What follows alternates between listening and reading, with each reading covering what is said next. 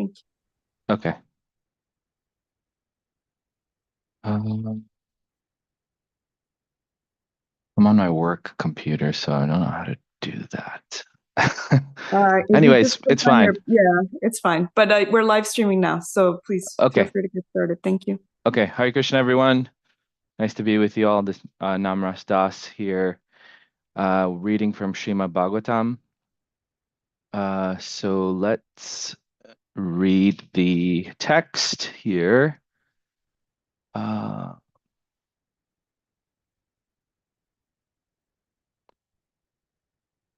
believe it's 10:53.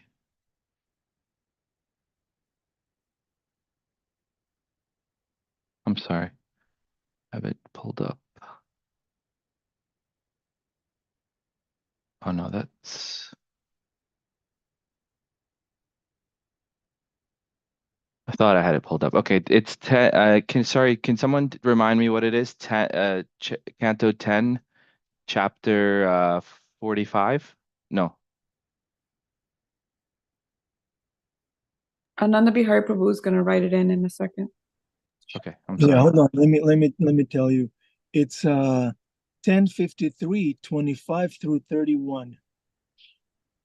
53, 25 through Through 31. Okay. 31. My apologies. Okay.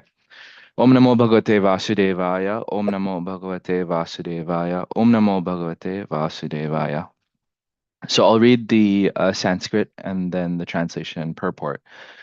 Durbhagaya name data nanukulo maheshwara devi va vimukhi gauri rudrani girija sati.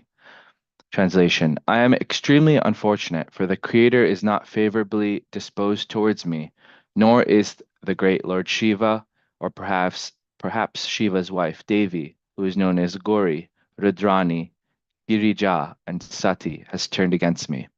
Purport: Srila Vishwanath Chakravarti explains that Rukmini might have thought, even if Krishna wanted to come, he might have been stopped on the path by the Creator, Brahma, who is not favorably inclined towards me. But why should he be unfavorable? Perhaps it is Maheshwar, Lord Shiva, whom on some occasion I did not properly worship, and who thus became angry with me. But he is Maheshwar, the great controller, so why would he be angry with such an insignificant and foolish girl as me? Perhaps it is Shiva's wife Gauri Devi who is displeased, though I worship her every day. Alas, alas, how have I offended her so that she has turned against me? But after all, she is Rudrani, the wife of Rudra, and her very name means one who makes everyone cry. So perhaps she and Shiva want me to cry. But seeing that I am so miserable, about to give up my life, why don't they soften their attitude? The reason must be that Goddess Devi is Girija, an adopted daughter. So why should she be soft-hearted? In her incarnation as Sati, she gave up her body, so perhaps she now wants me to give up my body also. Thus the Acharya, with realized poetic sensitivity, interprets the various names used in this verse. So this is 25. So let's read till 31, I think. I won't read the Sanskrit. I'll just read the translations and purports. They're very short. As she thought in this way, the young maiden, whose mind had been stolen by Krishna, closed her tear-filled eyes, remembering that there was still time. Purport: as Srila Sridhar Swami explains the word kalagya as follows. Rukmini thought, it is not even the right time yet for Govinda to come, and thus she felt a bit consoled. 27. O king, as the bride thus awaited the arrival of Govinda, she felt a twitch in her left thigh, arm, and eye. This was a sign that something desirable would happen. 28. Just then, the purest of learned Brahmanas, following Krishna's order, came to see the divine Princess Rukmini within the inner chambers of the palace. Purport: according to Srila Sridhar Swami, Shri Krishna had reached the gardens outside the city, and out of concern for Rukmini, he had instructed the Brahmana to tell her of his arrival. 29. Noting the Brahmana's joyful face and serene movements, saintly Rukmini, who could expertly interpret such symptoms, inquired from him with a pure smile.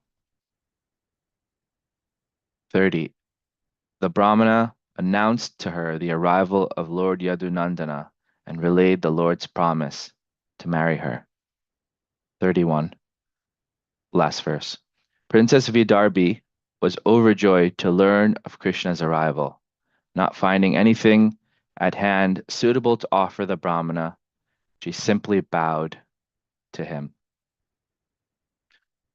Om Jnanatimirandasya Jnananjana Shalakaya Chakshurumilitam Yena Tasmai Shri Guruve Namah Shri Chaitanya Manobishtam Stapitam Yena Bhutale Swayam Rupa Kadamayam Dadati Swapadantikam Vandeham Shri Guru Shri Utapara Kamalam Shri Gurun Vaishnavamscha Shri Rupam Sagrajatam Sahagana Raghunathanvitam Tam Sajivam Sadvaitam Savadutam Parijana Sahitam Krishna Chaitanya Devam Shri Radha Krishna Padam Sahagana Lalita Shri Vishakhanvitamscha He Krishna Karuna Sindhu Dinabandhu Jagatpate Gopesha Gopika Kanta Radha Kanta Namostute Tapta Kanchana Gaurangi Radhe Vrindavaneshwari Vishabhanu Devi Pranamami Hari Priye Jai Shri Krishna Chaitanya Prabhu Nityananda Shri Advaita Gadadhar Srivasadi Gaura Bhaktavinda Hare Krishna Krishna Krishna Hare Hare Hare Rama Rama Rama Hare Hare.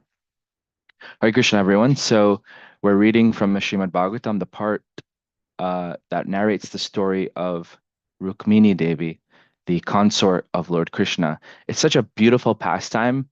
I really enjoy reading this pastime, and also there are many lessons that come from this specific pastime of Rukmini Devi, and I just wanted to highlight some of those lessons. But first of all, I wanted to talk a little bit about the pastime itself. So Rukmini is the daughter of the king of Vidarbha, whose name is Bhishmaka. So Vidarbha is in the northern part of India, and Bhishmaka was a wonderful king, and he had 5 sons. The eldest was named Rukmi, who will be a part of this story also, and he only had one daughter, Rukmini. So Rukmini is considered a expansion of Shrimati Radharani. So Shrimati Radharani being the consort of Lord Krishna, Radha and Krishna as we know, but from her expansions of the goddesses of fortune. And the goddesses of fortune, as we know, they're the wives of Krishna, and the topmost one is Rukmini Devi. So she's actually considered Shakti Tattva. So the Tattva, the Shakti, which is the considered Srimati Radharani, which is the internal potency of Krishna. So in this pastime, it describes how Krishna kidnapped Rukmini. So there are actually 8 types of marriages that are described in the Shastra. And there's the normal kind of marriage where the bride and groom meet and the parents meet, and it's just a normal type, what we call the normal type of wedding. But there's also a Rakshasa type of wedding, which the way that Krishna was married to Rukmini is considered like a Rakshasa type of wedding. It's just called that because of the way that Krishna had kidnapped Rukmini. Anyway, we'll talk more about how that happens. But devotees, Srila Prabhupada says about this type of activities of Krishna, the way Krishna came to Rukmini, how she messaged him through the Brahmana, and all of these activities of Krishna for the devotee. All types of activities of Krishna are very pleasing to hear, and they're very eager to hear the activities of Krishna. Sometimes we think that, oh, we're only inspired to hear about the pastimes of Krishna with the gopis, or some people are only inspired to hear about the universal form. But what's described by Srila Prabhupada in the Krishna book of this specific chapter is that devotees, they're eager to hear all types of activities of Krishna and all the types of activities and everything that Krishna's pastimes have to offer. So that's like some of the lesson that I gleaned from this is that um, hearing Shravanam is so important that we see Rukmini, she actually didn't actually meet Krishna. So let's think about this point for a second. She only heard uh, from saintly people that came to the kingdom of Vidarbha. She only heard from them about Krishna, and only upon this hearing is how she fell in love with Krishna, so madly in love with Krishna that she wanted Krishna to be her husband.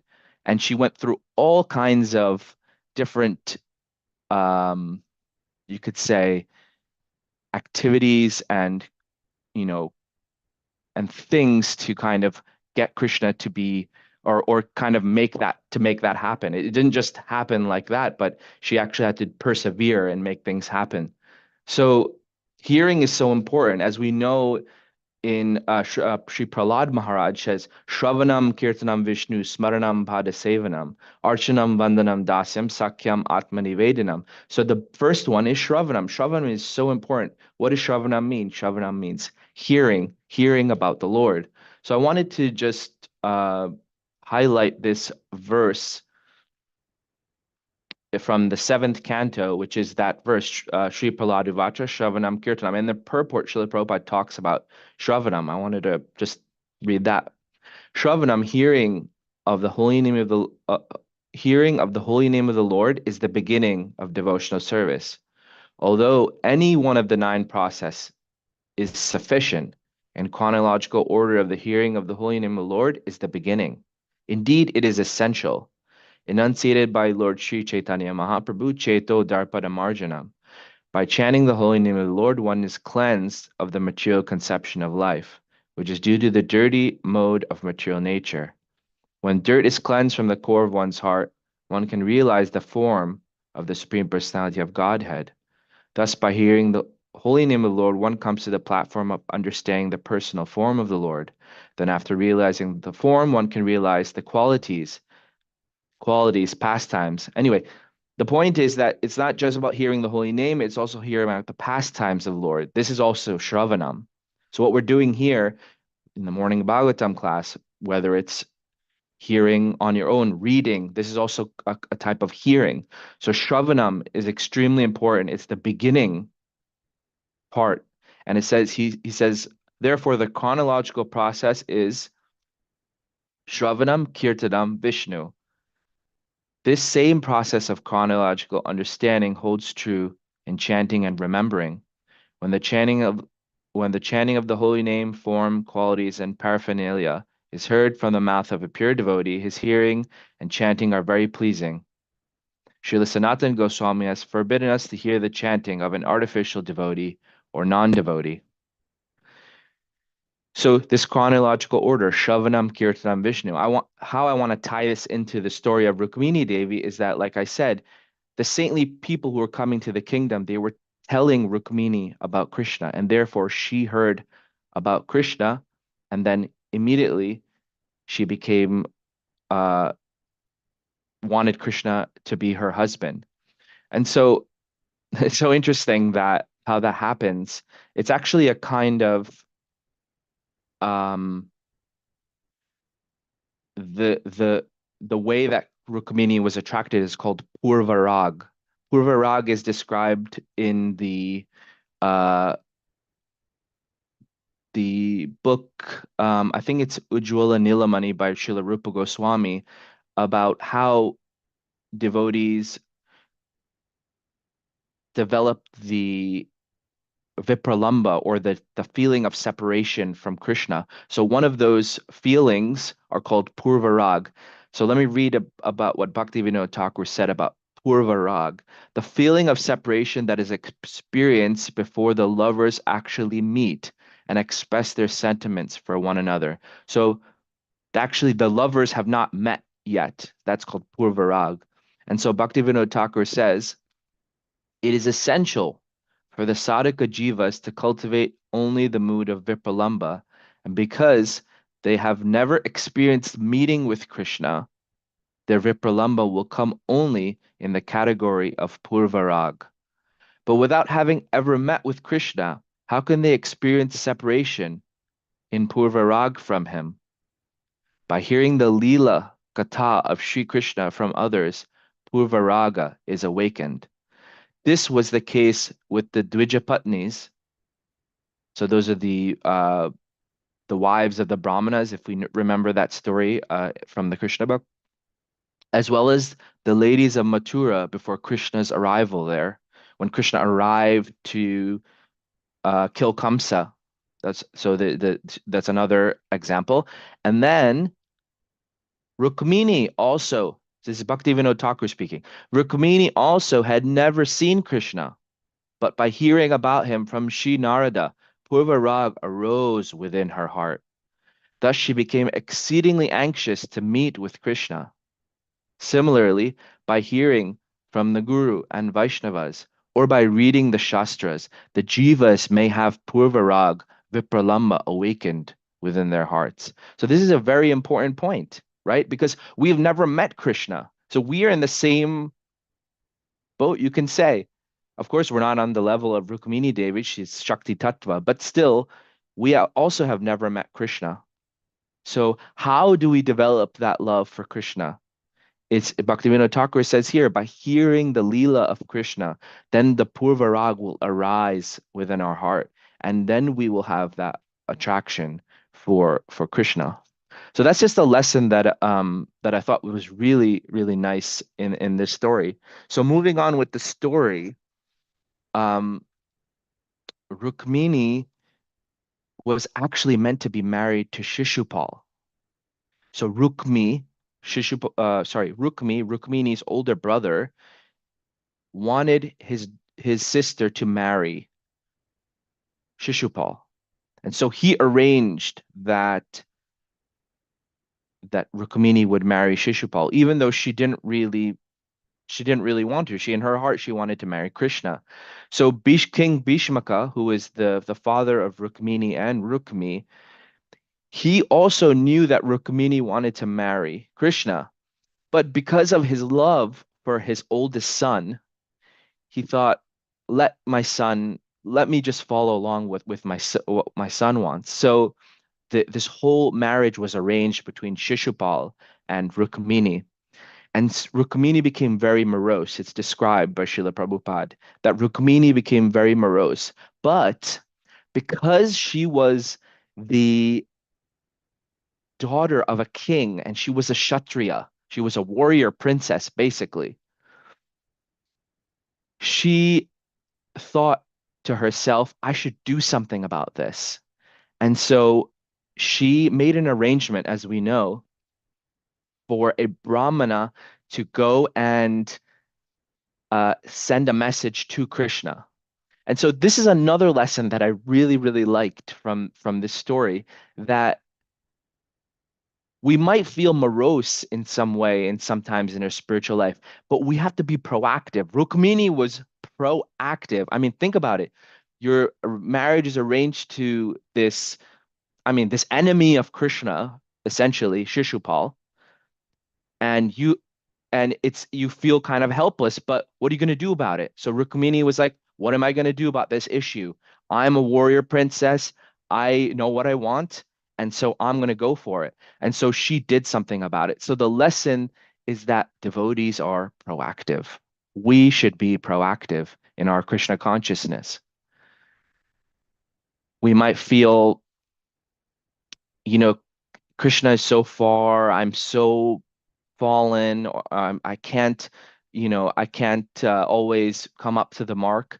But that perseverance, that proactiveness to associate with devotees, to chant the holy name, to visit holy places, to read the Srimad Bhagavatam, to just be proactive in spiritual life is so important, I think. And this from the story of Rukmini, we can take that lesson that we're not in such a position as Rukmini was. Rukmini was even in a more difficult position than we are, but she had faith. Having faith is very important. That what's that in the Sharanagati, the Bhaktivinoda Thakur's six limbs of Sharanagati? One of the limbs is that the Lord is my guardian. Having faith in the guardianship of the Lord. This is Rukmini really exemplified this, and that the Lord is my maintainer, that He will maintain me. That's His responsibility.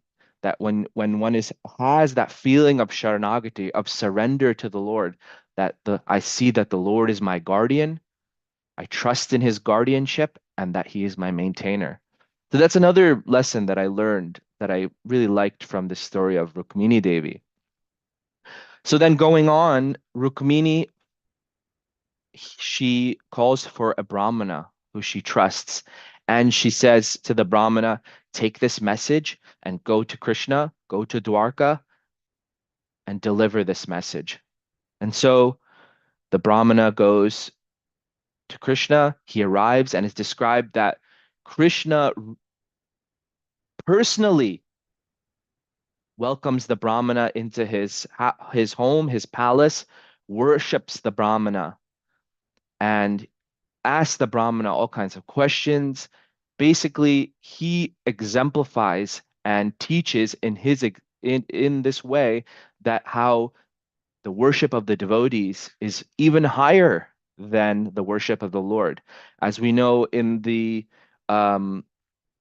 I believe it's in the Padma Purana, and it's quoted in the Srimad Bhagavatam and also in the Chaitanya Charitamrita, the verse Aradhananam Sarvesham Vishnur Aradhanam Param Tasmat Parataram Devi Tadyanam Samarchanam. This verse is spoken by Lord Shiva to his wife Parvati, and he says, my dear Devi, although the Vedas recommend worship of the demigods, the worship of Lord Vishnu is the topmost. However, above the worship of the Lord Vishnu is the rendering of service to the Vaishnavas who are related to Lord Vishnu.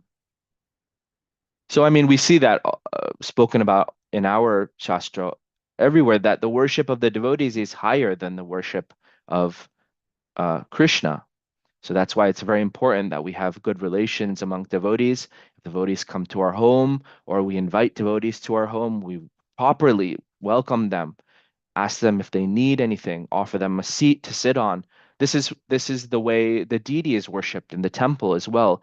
In the 16 upachar puja, the 16 items that are worship that are offered to the deity every morning in all temples, is this kind of welcoming to the deity every single day. To asanam, come please come to sit. Swagatam, welcoming sweet words. Swagatam padyam, to wash their feet. Argyam, sprinkle water on the head. Achmaniyam, to give them some achmanam, to wash their mouth. And madhuparka, which is a sweet. Anyway, this is a whole welcoming part of that.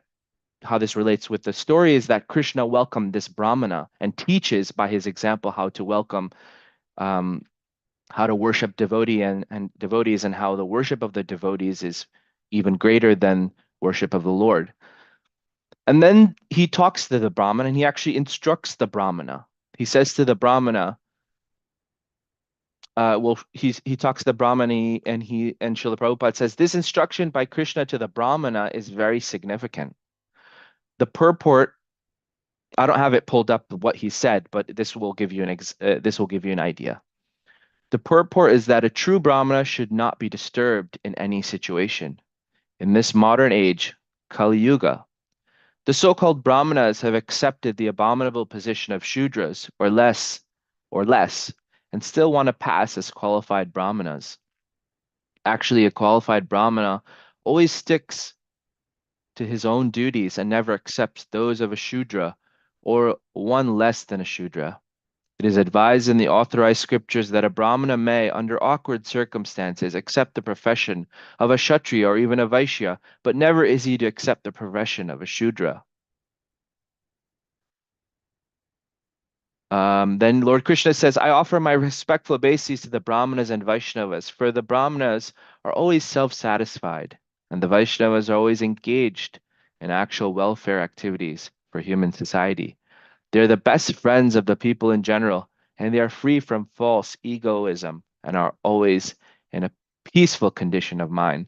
So essentially, the Lord is telling the Brahmana that uh, he should not be disturbed in any situation. So what he says to the Brahmana is that it seems that you are very satisfied in your position, and I'm very happy to see that you're very satisfied. So Srila Prabhupada gives the lesson here that we should always try to be not disturbed. And how is that possible? Is that we are properly situated in our, whether it's our varna or our ashram. That's a much bigger discussion.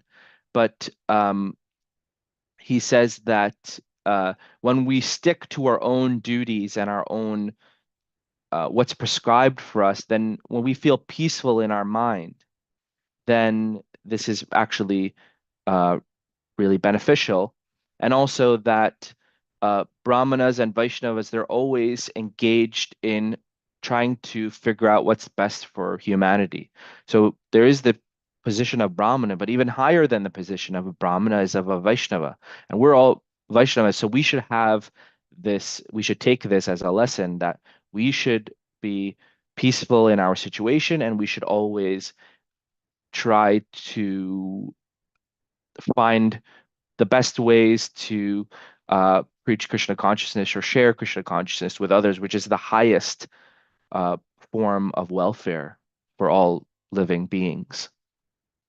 So then after that, after the Brahmana, he talks to the Brahmana, he tells the Brahmana, actually, I've been thinking about Rukmini also. I actually I actually stay up at night because I'm thinking of her and I'm so in love with her. This is such a romantic story. Like if, this world we think, people are so attracted to romance novels, romance movies, but this is the pinnacle. This is like transcendental romance. This story of Rukmini Devi and Krishna. Krishna, because we think that, oh, Rukmini Devi was a kind of one-sided, she was thinking about him, she wanted to marry him, but then Krishna reveals his mind to the Brahmana and he says, actually, I've been staying up at night thinking about Rukmini. She's the most beautiful girl and I want to marry her also. Can you believe that? Imagine the Supreme Lord. It's such a beautiful pastime. So then he says, listen, go back. I'll actually take you. Let's go. So he immediately, Krishna tells his horse charioteer Daruka, get the horses ready. We're gonna go. So anyone who knows geography of India, Dwarka is on the western side of India and Vidarbha is on the northern side. Srila Prabhupada says that it's about 1,000 miles. So in the night they go and they reach there really, really quickly. 1,000 miles is a long, long way to go on a chariot, but Krishna's chariot. So they go and there's a lot of details of the story, but we'll make it quick because we're getting to the point of what the original Bhagavatam verse that we read is about. So they go and Krishna tells the Brahmana, "Hey, go inside and tell Rukmini that I'm here." And meanwhile, Bhishmaka, the king, Rukmini's father, he also knows that Krishna is here now. It's the buzzing. The city of Vidarbha is buzzing. Hey, it's a kind of like a secret that people know that Rukmini wants to marry Krishna, but she's being forced to marry Shishupal.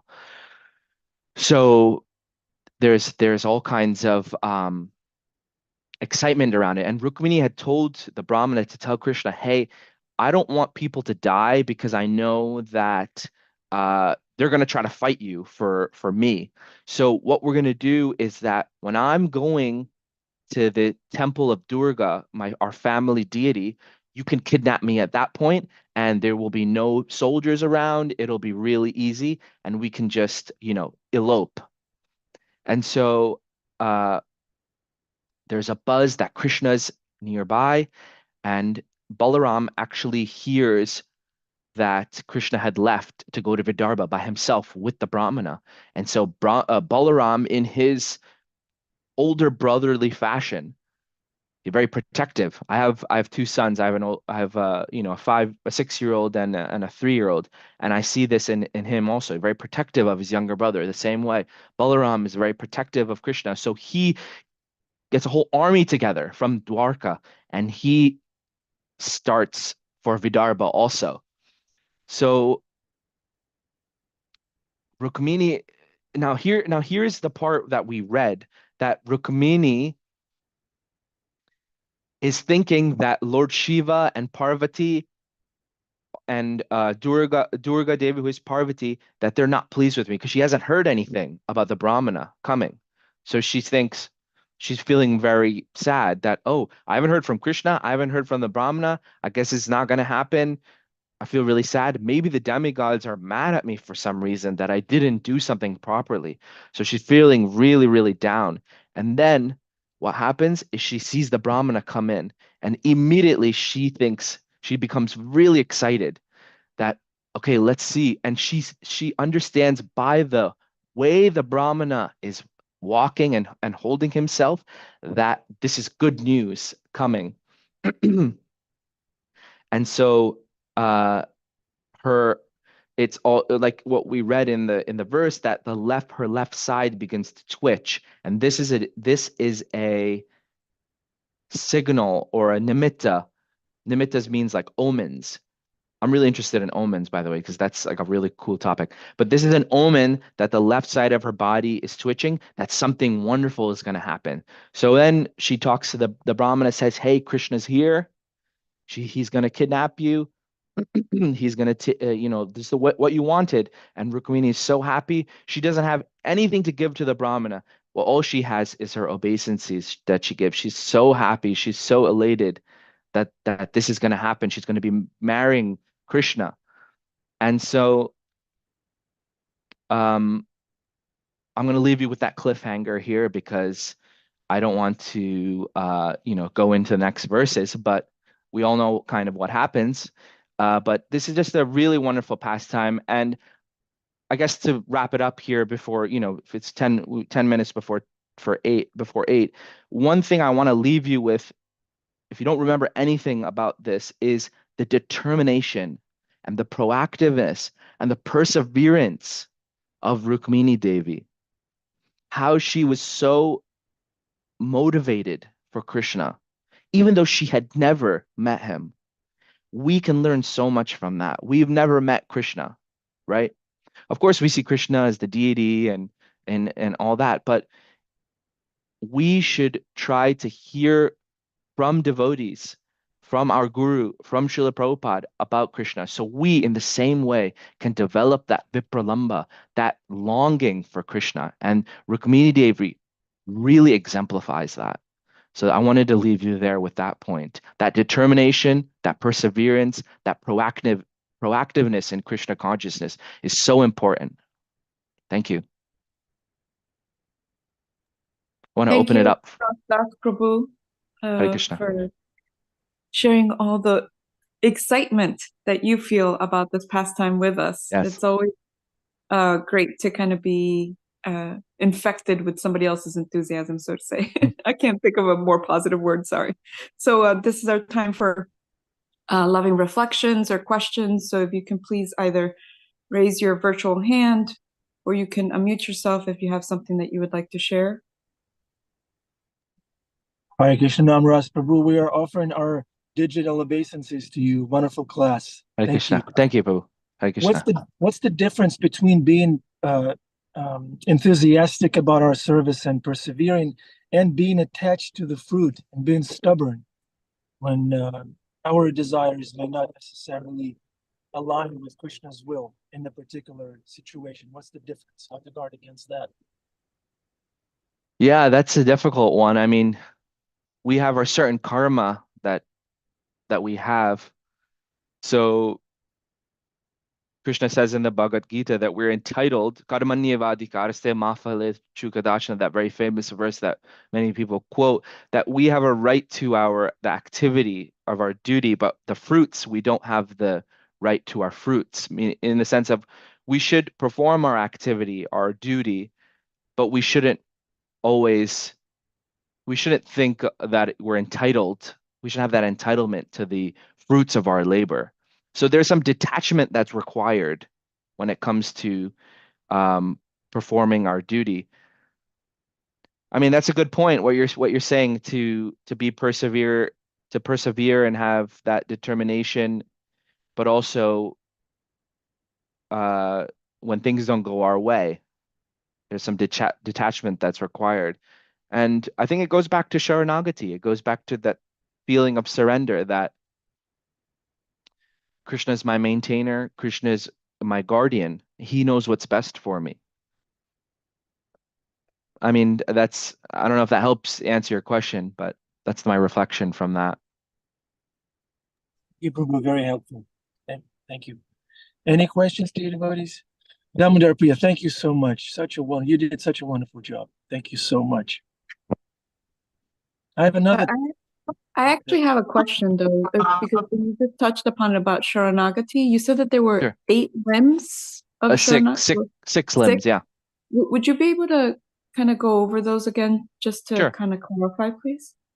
Okay. Let me just pull them up here. Okay.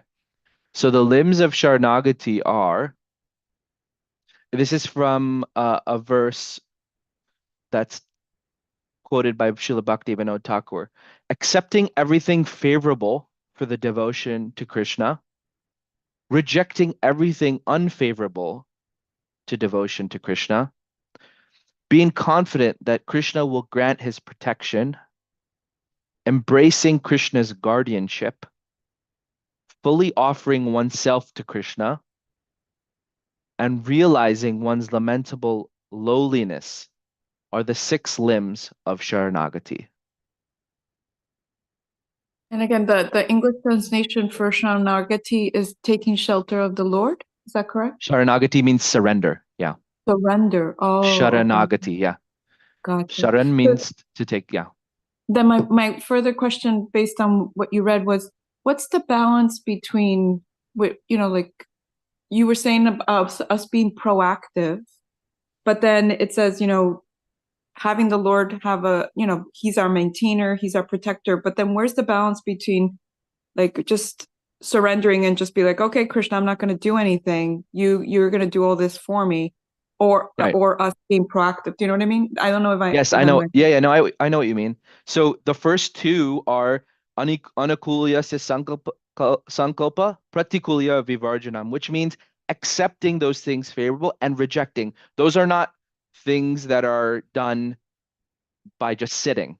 It's like an active activity, accepting favorable things, rejecting unfavorable things. So that's where the balance lies in our effort in accepting things that are favorable and rejecting things that are unfavorable is the actual activity, is the actual proactiveness, you can say.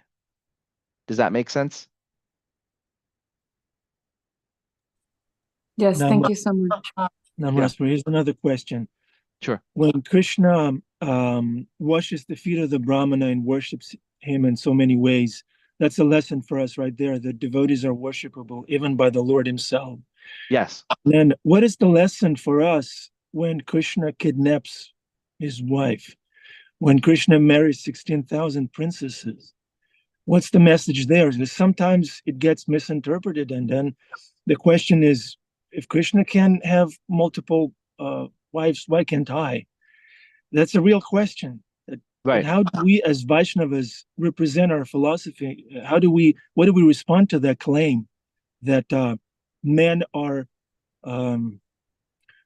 that's in their nature to have a multiple open-ended relationship without commitment? Just because Krishna has does the same thing, why can't I? What do we say to that as Vaishnavas and Vaishnavis? I mean, you also have to, if you want to act like Krishna, I mean, I don't think that, Srila Prabhupada as the Acharya has said that this is the this this pastime where Krishna is worshiping the Brahmana is something we should be an example of. It's not that everything is an example for us. If we want to take that as we have to understand through the Sadhu, Shastra, and Guru these checks and balances of what is the example to follow. Now we can follow the example of 16,108 wives or kidnapping or this or that. It's not like pick and choose what you want to. So if you want to do that also, you have to lift go over that hill also. Or if you want to, like they say about Lord Shiva, you know, somehow in his transcendentalness he takes intoxication. Then Srila Prabhupada said, "Oh, then you also have to drink a ocean of poison, like he did when the milk ocean was churned. Shiva also took poison as well. So you also take poison if you want to take intoxication. Also take poison as well. It's not pick and choose these things of what we want to, you know, follow per se. So that's why we have Acharya, Srila Prabhupada, and our Guru Maharajas. We have their examples to follow. Acharya means one who shows by example. And there's been no Acharya who has said, "Oh, I'm going to have 16,100 wives because Krishna had that." No, we don't follow that because that's Krishna. Krishna is God. So in that way, it's and furthermore, who can maintain who can properly maintain in this world more than one wife? It's not possible. Therefore, the prescription is given that we just stay with one spouse and we serve Krishna together like that. And if and ultimately it's that we don't want to continue like there's a process to continue. Brahmachari, Grihastha, Vanaprastha, Sannyas. After Grihastha life is Vanaprastha and Sannyas. Of course, in Vanaprastha, one can stay with one's wife. But then when one gets older and one takes the sannyas life, then there's no question of staying together anymore. So, uh, I mean, to answer your question, it's a little bit silly to think that if we want to follow Krishna worshiping the Brahmana, that we also want to follow Krishna taking on this many wives and this many palaces. It's not just 16,100 wives, he just lived in one palace. It wasn't like that. He had 16,108 palaces, and he gave 10 sons to each of those 16,108. Who can say that they can do that also? Who can say they can also maintain 16,108 palaces along with those wives and give 10 sons to each? So do the math of how that works. It's kind of ludicrous to think that we can imitate that. Thank you, Prabhu. We have completely dismantled that misconception. Thank you. Thank you. Hare Okay, Krishna. questions. We have 1 minute. There's some questions in the chat, or well, I mean, comments in the chat, saying that part of the refutal for this is that Krishna was celibate with all his wives. Is that correct? He was not celibate with his wives. He had 10 sons with each wife. That is wrong. He is God, yes, but God expands himself. Krishna expanded himself to 16,108 times. We know that in the story when Narad Muni came to Dwarka, he looked and he saw different activities happening in 16,108 palaces. He saw in this palace, Krishna is sitting with his wife. In this, he's playing chess with one wife. In this, he's playing with his son. In this place, he's doing all something else. In each palace, he was doing different things. This is God. God is expanding himself into this many 16,100 places in Dwarka and enjoying living with his family, each family that he had. This is Krishna. Thank you. Okay, it's darshan time. Darshan time. Okay. Hare Krishna. Thank you, Namras. Wonderful Haribol. class.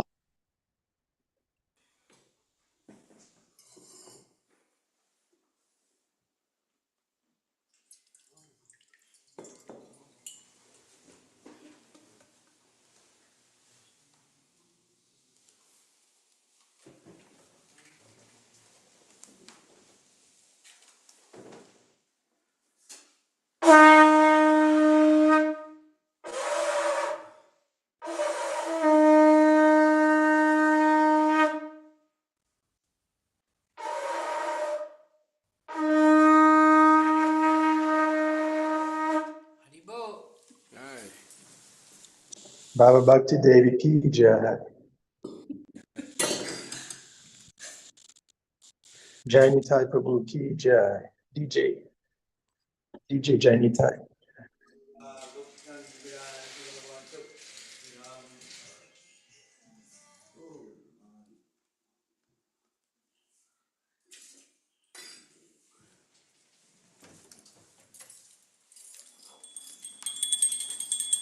Wow.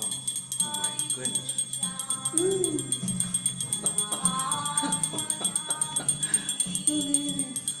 Krishna. Hari Purusha.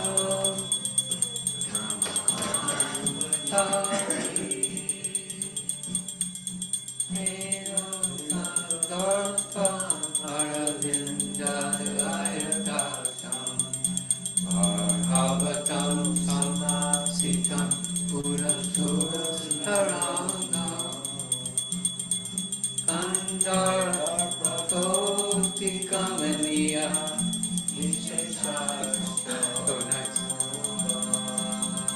Govinda Hari Purusham Tamaham Bhajami.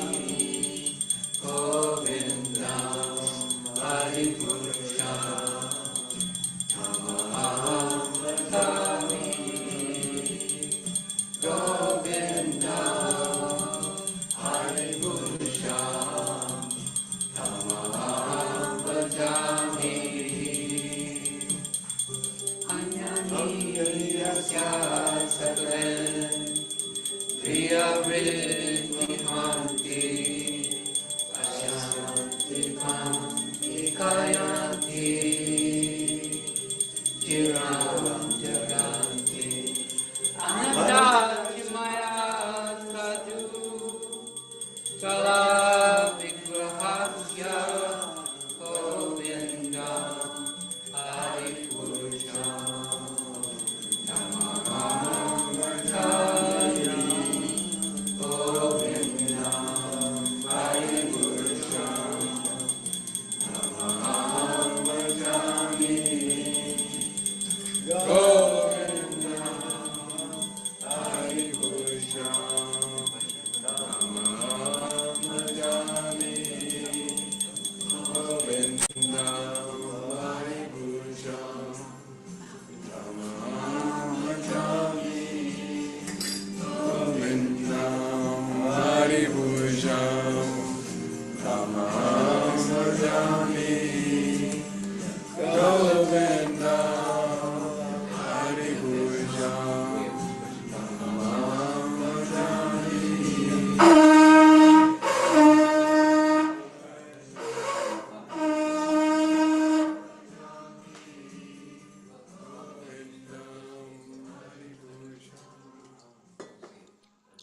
Jai Shri Shri Rana Muladhar Shri Gaurachandra ki jai. Srila Prabhupada ki jai. Arjuna Prabhu ki jai. All the devotees out there ki jai. Domi ki jai. Jambavan, Baby Krishna ki jai. Hare Krishna. Okay. Krishna the butter thief. Mother Yashoda and Baby Krishna. Thank you, Das Prabhu. Wonderful darshan. Thank you. Okay. Is Namra still here? No, He's not. Sharmila Prabhu has her hand up. I don't know if she wants to reflect or ask a question. Okay, Sharmila, let's do it. We have Bhima Prabhu on the call. He'll answer it. Hare Krishna. I just wanted to reflect on the pastime of Rukmini. Again, this is again a very exalted pastime where Krishna rescued Rukmini from being, being a wife of someone she didn't really love and who did not help her with her spiritual path. Similarly, for Narakasura, he had 60,000 women whom he had kept in captivity, and Krishna rescued those women and showed them, gave them a path to live and to be spiritually endured, because during that time when women were kept in captivity, they really did not have anything else. Once they were released, it was a very they really did not have a path forward. So Krishna actually rescued those 60,000 women.